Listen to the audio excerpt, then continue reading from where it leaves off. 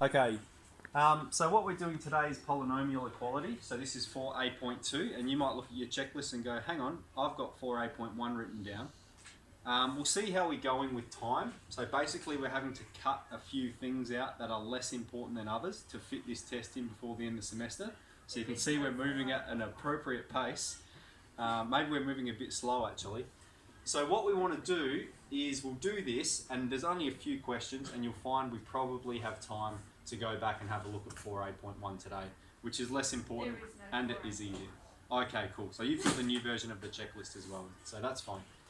All right, so let's get straight into it. So all we're doing is we're polynomial equality. I'm told this side is equal to this side.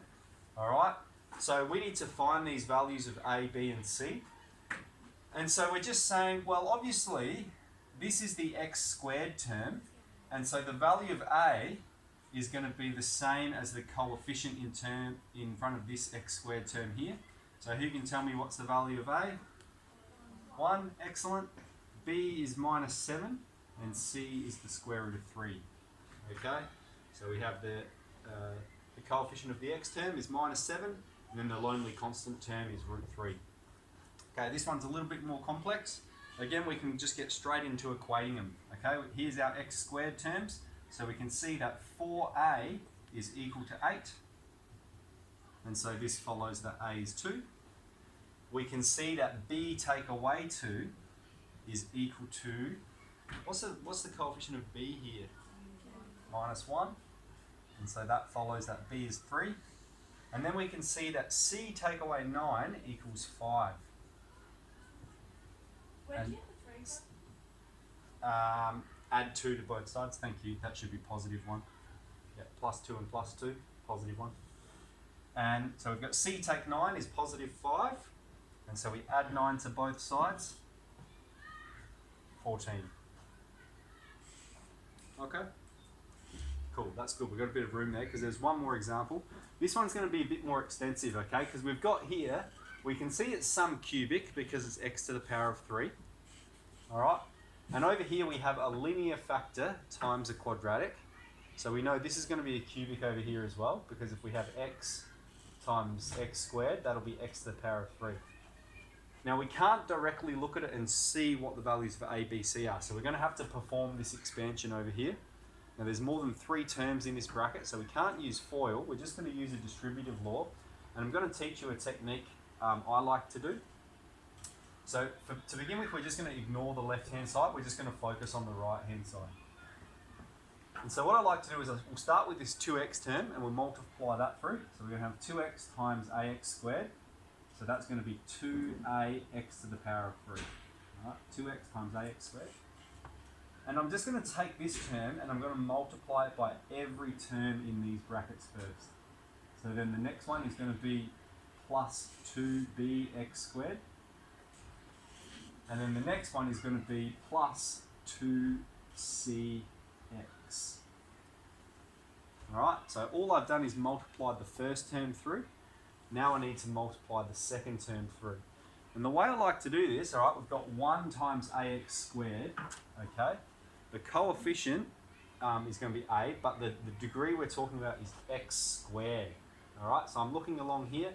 Here's my x squared term, so I'm going to write it under here. Okay, so that the x squareds line up. Alright, and then when we collect like terms later on, it's going to be a fair bit easier. And then we can go again, plus 1 times bx, and that's going to go under here because this is our x term. And then we're going to have, as our very last one, 1 times c, so we'll have plus c there.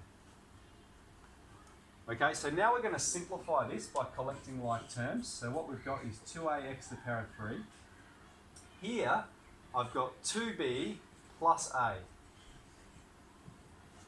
And that's times x squared. Okay, see what I did there? They've both got x squared, so I've left x squared out, and I've added the 2b and the a. We can do the same here. Plus 2c plus b times x. And then our very last term is this plus c. Okay, and now we're ready to equate the coefficients. Alright, so we can see that 2a, here's our x to the power of 3 term. 2a is equal to 2.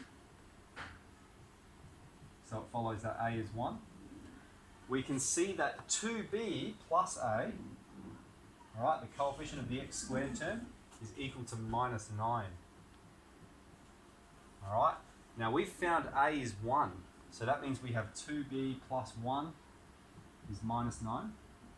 And so that means 2b is minus 10 and b is minus 5. Okay, and then for the value of c, there's two ways we can get c. Firstly, we've got lonely c over here by itself, and we've got this lonely 6 by itself, so we can see clearly from that, c is 6. The other way we can check is from here. We have 2c plus b, the coefficient of x, is equal to 7. Alright, so we've got 2 times 6 plus b, which is minus 5. Oh, excuse me. Let's solve it properly. 2c, and we're told b is minus 5, so 2c take 5 equals 7. We'll get 2c is 12, and c is 6. Okay, so we can confirm it in both ways. And so we've found the values of a, b, c, what it wants us to do. Okay, it's good. We've got a little bit more room, so I'm going to fit one more example in under here. I might do it a little bit horizontally. So our third example, 2x squared, take 26x plus 72 equals ax plus b times x take a. Okay, same deal. This time we've got a quadratic on both sides, and we're just going to need to expand this straight away. That's x take 9, sorry, not x take a, I think. Yep. So we'll perform this expansion first. We're going to get here ax squared, take 9ax plus bx, and then take 9b. Okay, now what I've done with this one is I've expanded it just using FOIL, and it's all in one row. Okay, you can see the difference between that and up here I had 2 rows so that it was easier to collect like terms. You can just end up with 1 row if you want, that's fine, but you're going to need to be able to collect the like terms. So whichever you prefer. I find this strategy nice and easy, but when you're just doing a FOIL, this is easy for just 2 terms as well.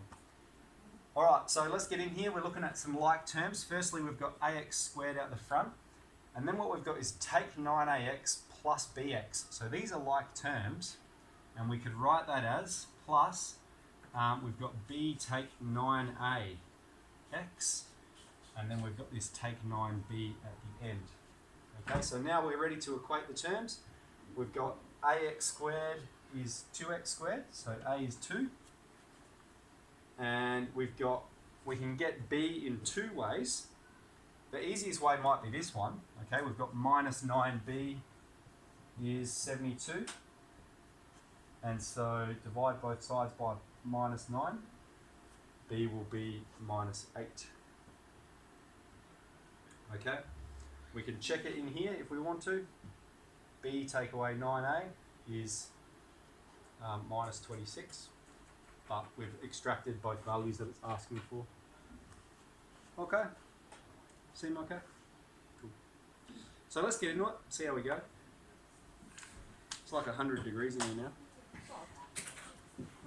It's really good when it's hot.